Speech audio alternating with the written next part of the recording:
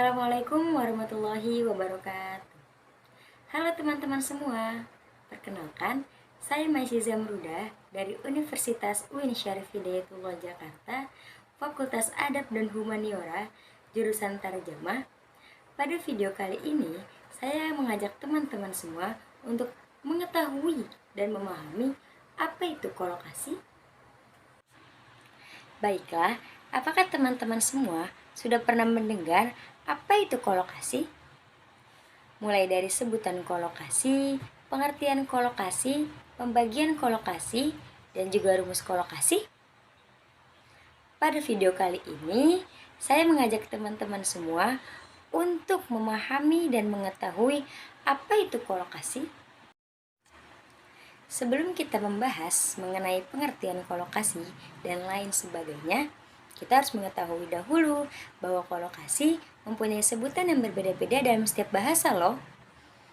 Kolokasi dalam bahasa Inggris sebutannya adalah collocation. Kolokasi dalam bahasa Arab sebutannya adalah al-tadoma dan mutasyahibah.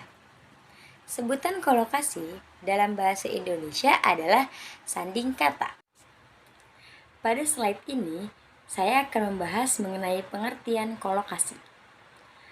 Saya mengambil dua pendapat mengenai pengertian kolokasi.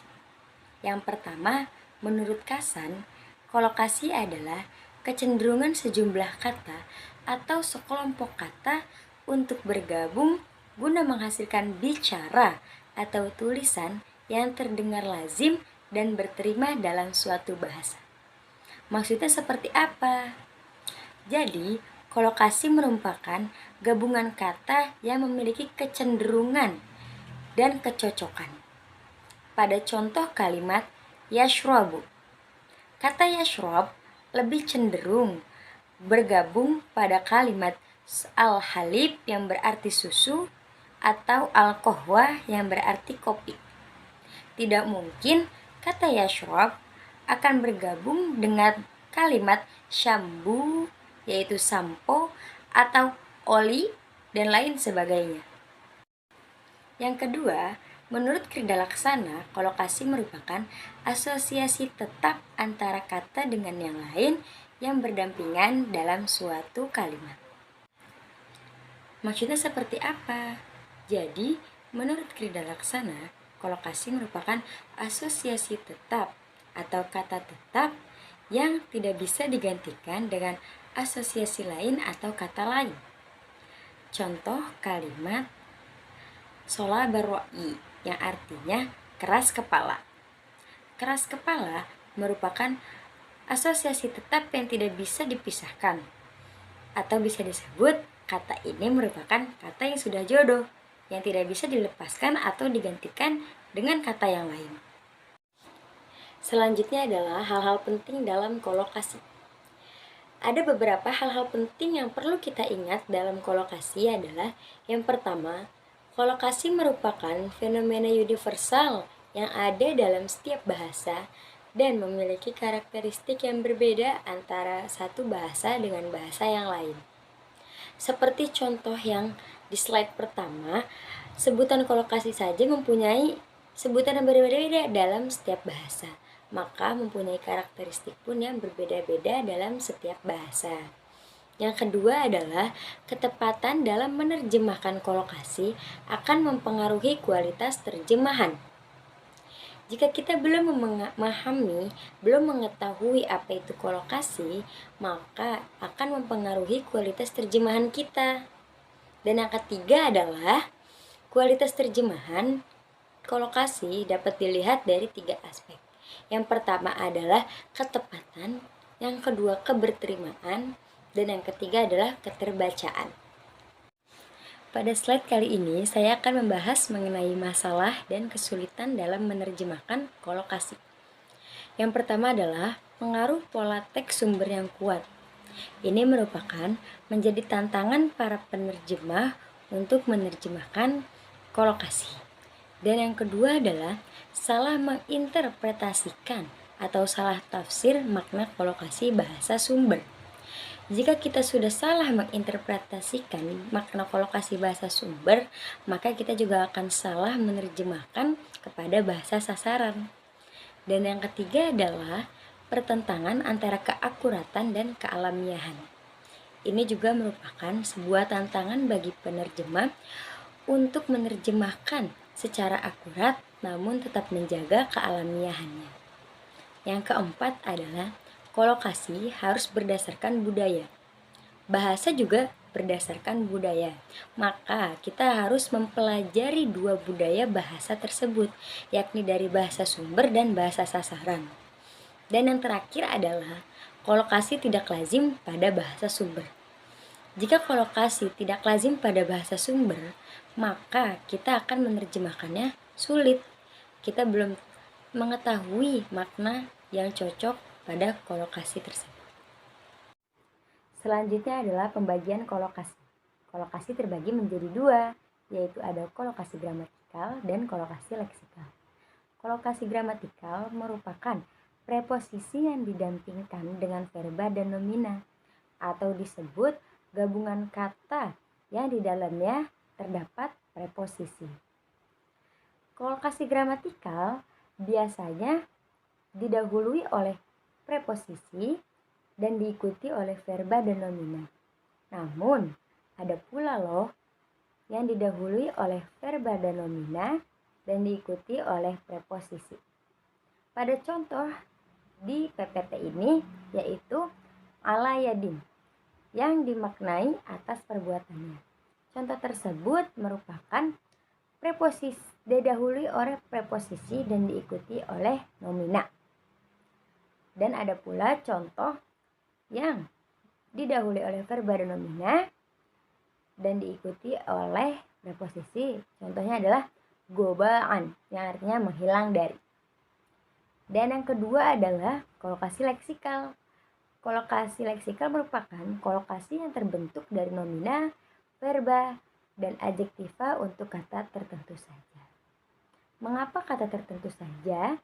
Karena tidak semua kata bisa digabungkan oleh kata tersebut.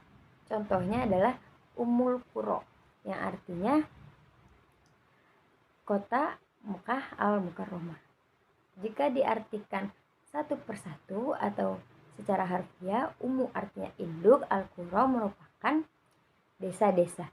Dan bisa secara maknawi artinya adalah induk dari desa-desa merupakan kota Mekah al-Mukarramah. Selanjutnya, saya akan membahas mengenai perbedaan kolokasi dan idiom. Secara definisi, idiom merupakan gabungan kata jika diterjemahkan secara harfiah tidak masuk akal atau ungkapan yang tidak dapat ditelusuri maknanya secara kata per kata. Contohnya adalah qatalal waktu. Qatala artinya adalah membunuh, al-waktu yang artinya adalah waktu. Jika kita artikan secara harfiah atau kata per kata, maka maknanya adalah membunuh waktu. Itu merupakan tidak masuk akal, maka diidiomkan menjadi qatalal waktu yang artinya menyia-nyiakan waktu. Definisi dari kolokasi adalah gabungan kata yang maknanya dapat ditelusuri melalui kata per kata, tetapi tidak membentuk kata baru. Seperti contoh sebelumnya, yaitu Ummul Qura.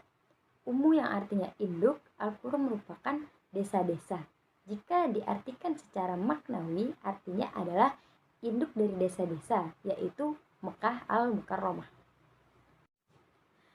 Oke, kali ini kita akan membahas mengenai rumus kolokasi dan rumus idiom. Karena kolokasi dan idiom mempunyai perbedaan, maka mempunyai rumus yang berbeda pula. Rumus kolokasi adalah A plus B sama dengan C, A plus B1 sama dengan C1, A plus B2 sama dengan C2. Maksudnya B1, B2, C1, C2 itu apa? Jadi, pada contoh A plus B sama dengan C, pada Arabnya adalah ahlul plus baik. Jadi, yang B adalah yang ahlun. Dan yang mempengaruhi maknanya berubah adalah B. Jadi ahlul bait artinya adalah keluarga Nabi. Mempunyai turunan lagi nih dari kata ahlun, yaitu ahlus sunnah, yang artinya adalah pengamal sunnah. Nah, ada lagi ahlun yang memiliki arti yang berbeda, yaitu ahlul bid'ah, yang artinya adalah pengamal bid'ah. Nah, rumus idiom merupakan A plus B sama dengan C. Namun, makna dari C tidak saling berhubungan antara A dan B. Contohnya, kotalal waktu, yang artinya menyia-nyiakan waktu. Perbedaan signifikan kolokasi dan idiom. Nah, bisa kita lihat, kolokasi frasa biasa dapat disisipkan dengan bahasa lain. Contohnya, kata ahlun tadi. Kata ahlun dapat disisipkan dengan kata ahlul bait, ahlus sunnah, ahlul bid'ah, dan ahlun yang lain. Namun, jika frasa idiomatis tidak dapat disisipkan bahasa lain. Jika contoh yang tadi kotalal waktu, maka kotalal waktu saja, tidak bisa diganti atau disisipkan dengan frasa atau kata lain. Oke teman-teman, tadi kita sudah membahas mengenai perbedaan kolokasi dan idiom. Pada slide kali ini, saya akan membahas mengenai kesengajaan terciptanya idiom. Kesengajaan terciptanya idiom merupakan budaya, seperti pada masalah dan kesulitan pada penerjemahan kolokasi, maka menerjemahkan sesuai budaya.